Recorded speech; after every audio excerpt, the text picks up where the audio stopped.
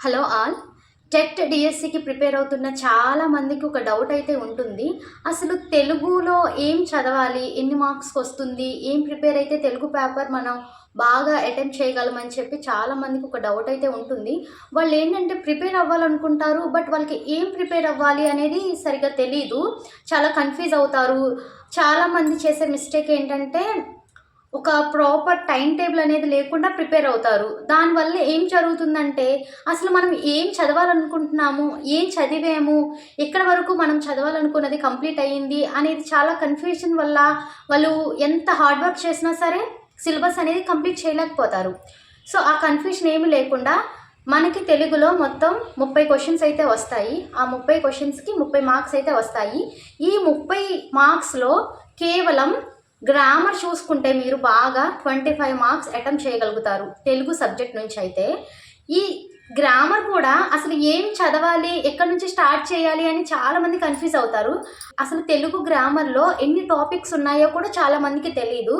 నేను ఈ వీడియోలో అయితే తెలుగు గ్రామర్లో ఎన్ని టాపిక్స్ ఉన్నాయో అవన్నీ ఒక లిస్ట్ లాగా నేను ప్రిపేర్ చేశాను. ఇప్పుడు మనం చూద్దాము అసలు తెలుగు గ్రామర్లో ఏ టాపిక్స్ ఉన్నవి. ఈ గ్రామర్ టాపిక్స్ దగ్గర పెట్టుకుని ఒక్కొక్క టాపిక్ మనం చదువుకుంటూ టిక్ చేసుకుంటే మనకు ఒక ప్రాపర్ ఐడియా వస్తుంది. ఇంకా లేట్ చేయకుండా వీడియోని స్టార్ట్ చేద్దాం. తెలుగు గ్రామర్లో మొత్తం 30 టాపిక్స్ అయితే ఉన్నాయి. ఫస్ట్ టాపిక్ వచ్చేసి వర్ణమాల. వర్ణాలు అంటే అర్థం ఏంటి? వర్ణాలు అంటే అర్థం అక్షరాలు. ఈ వర్ణమాలలో మొత్తం తెలుగు భాషలోని అన్ని అక్షరాల సమూహాన్ని వర్ణమాల అంటారు. సెకండ్ అచ్చులు. అచ్చులు అంటే ఏంటంటే స్వతంత్రంగా అంటే సొంతగా పలికే అక్షరాలను అచ్చులు అంటారు. అంటే ఆ ఈ ఊ ఇవన్నీ అచ్చులు. మొత్తం 16 అచ్చులు ఉన్నాయి. ఆ నుంచి ఆ వరకు ఉన్న అక్షరాలన్నీ అచ్చులు. థర్డ్ టాపిక్ వచ్చేసి హల్లులు.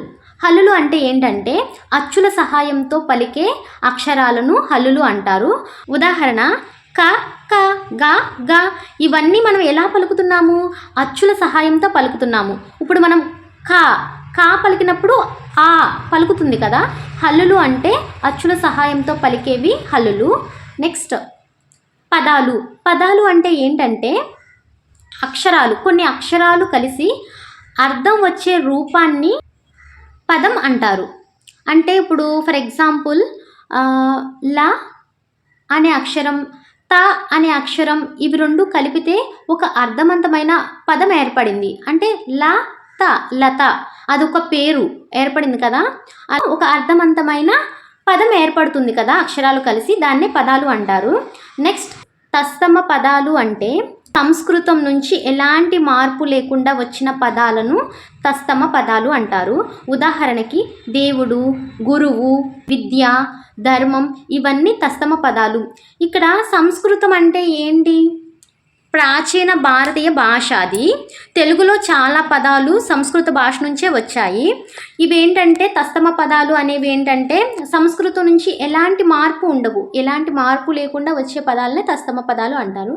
నెక్స్ట్ వచ్చేసి తద్భవ పదాలు. అంటే సంస్కృత పదాలు కొంత మార్పుతో తెలుగులోకి వచ్చినవి, అంటే కొంచెం మార్పుతో వచ్చాయి. అంటే ఆకాశం, కొన్ని చోట్ల ఎలా అంటే ఆకాశం అంటారు. పుష్పాన్ని పువ్వు అంటారు. కొంత మార్పుతో, ఇది సంస్కృత పదము, కొంచెం మార్పుతో వచ్చింది. నెక్స్ట్ వచ్చేసి దేశీయ పదాలు. దేశీయ పదాలు అంటే మొదటి నుంచి తెలుగులోనే ఉన్న పదాలు, అవి దేశీయ పదాలు. అంటే అమ్మ, ఆవు, ఇల్లు, ఈగ, చెట్టు, చేమ ఇవన్నీ కూడా దేశీయ పదాలు. నెక్స్ట్ అన్యదేశ పదాలు. అన్యదేశ పదాలు అంటే ఇతర భాషల నుంచి వచ్చిన పదాలు.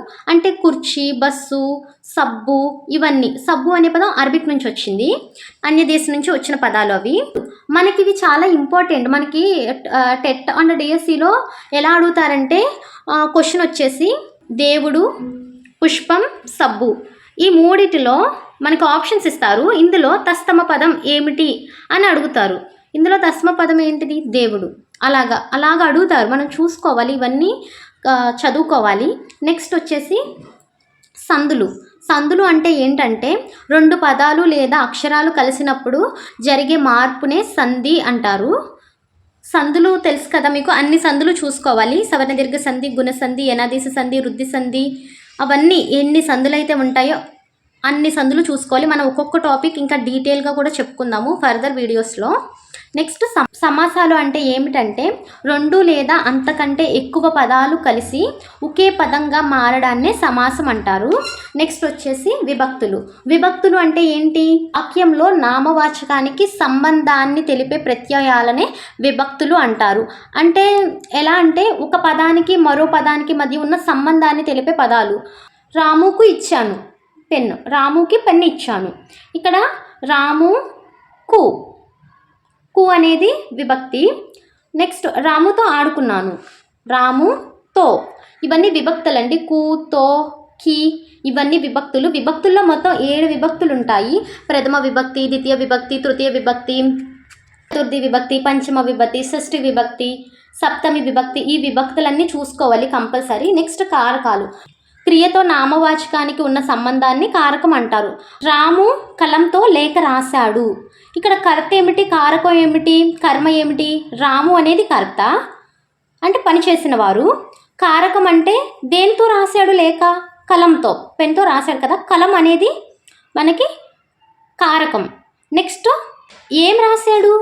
రాము ఏం రాశాడు? అది కర్మ. లేఖ రాశాడు, లేఖ అనేది కర్మ. అవి కారకాలు. అది ఆ టాపిక్ కూడా చాలా ఇంపార్టెంట్. నెక్స్ట్ క్రియలు. క్రియలు అంటే పని లేదా చర్యను తెలిపే పదాన్ని క్రియ అంటారు. నెక్స్ట్ వచ్చేసి కాలాలు. కాలాలు అంటే పని ఎప్పుడు జరుగుతుందో తెలిపేవి కాలాలు. భూత, భవిష్యత్, వర్తమానం ఇవన్నీ కూడా కాలాలు. వాచ్యాలు. వాచ్యాలు అంటే ఏంటంటే వాక్యంలో ఎవరికి లేదా దేనికి ప్రాధాన్యం ఉందో తెలిపేది. అంటే కర్తరి వాక్యం, కర్మరి వాక్యం, ఏ వాక్యానికైతే ప్రాధాన్యం ఉంటుందో ఆ వాక్యాన్ని తెలిపేవి వాక్యాలు. నెక్స్ట్ వచ్చేసి అలంకారాలు. భాషకు అందాన్ని తెచ్చే ప్రక్రియలను అలంకారం అంటారు. మనం నగలు వేసుకుంటే అందంగా ఉంటాం కదా, అలాగే భాషకు కూడా అందాన్ని తెచ్చిపెట్టేదే ఈ అలంకారాలు. మనకి అలంకారాలు ఏముంటాయి? ఉపమాలంకారం, రూపక అలంకారం, ఉత్ప్రేక్ష అలంకారం, ఇవన్నీ అలంకారాలు ఉంటాయి కదా. ఆ అలంకారాలన్నీ చూసుకోవాలి. నెక్స్ట్ వచ్చేసి ఛందస్సు. ఛందస్సు అంటే పద్య రచనకు సంబంధించిన నియమాలను ఛందస్సు అంటారు. నియమాలు తెలియజేస్తుంది. ఛందస్సు టాపిక్ కూడా చాలా ఇంపార్టెంట్. కంపల్సరీ బిట్స్ అయితే టెట్ అండ్ డిఎస్సిలో వస్తుంది. పర్యాయ పదాలు. పర్యాయ పదాలు అంటే ఏంటంటే ఒకే అర్థం వచ్చే వేర్వేరు పదాలని పర్యాయ పదాలు అంటారు. నెక్స్ట్ వచ్చేసి నానార్థాలు. నానార్థాలు అంటే ఒకే పదానికి అనేక అర్థాలు ఉండడాన్నే నానార్థాలు అంటారు. వ్యతిరేక పదాలు. వ్యతిరేక పదాలు అంటే వ్యతిరేకంగా, పరస్పర విరుద్ధ అర్థం కలిగిన పదాలు. నెక్స్ట్ జాతీయాలు. ప్రత్యేక అర్థాన్ని తెలిపే పదబంధాలు ఈ జాతీయాలు. సామెతలు అంటే అనుభవం నుంచి వచ్చిన సూక్తుల్ని సామెతలు అంటారు. ఆ సామెతలు కూడా చూసుకోవాలి. ప్రకృతి ప్రత్యయాలు అంటే మూల పదానికి ప్రత్యయం చేరి కొత్త పదం ఏర్పడుతుంది. ఉపసర్గలు. ఉపసర్గలు అంటే పదం ముందు చేరి అర్థాన్ని మార్చేవి. పదానికి ముందు చేరి ఆ అర్థాన్ని మార్చేస్తాయి అవి ఉపసర్గలు. నెక్స్ట్ ప్రత్యయాలు. ప్రత్యయాలు అంటే పూర్తి భావాన్ని తెలిపే పదాల సమూహాన్ని వాక్యాలు అంటారు. వాక్య దోషాలు అంటే వాక్యంలో ఉన్న వ్యాకరణ లేదా భావపరమైన దోషాలని వాక్య దోషాలు అంటారు. లేఖ రచన. లేఖ రచన అంటే ఒక అంశంపై వివరంగా రాయడాన్ని లేఖ రచన అంటారు. అంటే ఎక్కువ ఎగ్జామ్లో లేఖ రచన అంటే ఏంటి అని కొన్ని ఆప్షన్స్ ఇస్తారు. అందులో మనకి కరెక్ట్ ఆప్షన్ ఏంటి? ఒక విషయాన్ని లేఖ రూపంలో రాయడాన్ని లేఖ రచన అంటారు. నెక్స్ట్ వ్యాసరచన. వ్యాసరచన అంటే ఏంటంటే ఒక అంశంపై వివరంగా రాయడం, దాన్ని వ్యాసరచన అంటారు. నెక్స్ట్ వచ్చేసి గద్య పద్య అవగాహన అంటే ఇచ్చిన పద్య లేదా గద్య పద్యాలను చదివి ప్రశ్నలకు సమాధానాలు చెప్పడాన్ని అంటారు.